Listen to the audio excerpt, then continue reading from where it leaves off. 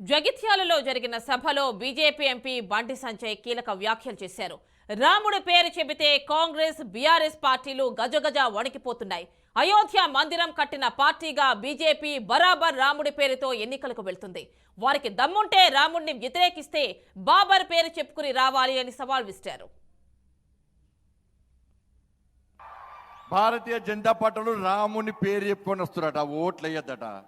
అంటే కాంగ్రెస్ పార్టీలు BRS party రాముని వ్యతిరేకిస్తున్నట అన్న. ఇలా తెలంగాణ సమాజం ఆలోచించాలి.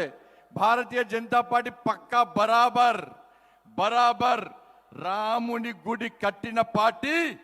ఈ దేశంలోని ప్రతి హిందువు భాగస్వామ్యంతో భవ్యమైన దివ్యమైన రామ మందిరాన్ని నిర్మించిన పార్టీ భారతీయ జనతా పార్టీ. బరాబర్ రాముని పేరు చెప్పుకొని వస్తాం.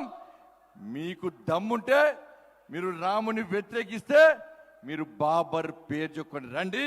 ఇలా తెలంగాణ సమాజం డిసైడ్ చేస్తుంది. రామునికి ఓటైనా రాముని వ్యతిరేకులకు ఓటైనా తెలంగాణ సమాజం ఆలోచిస్తుంది.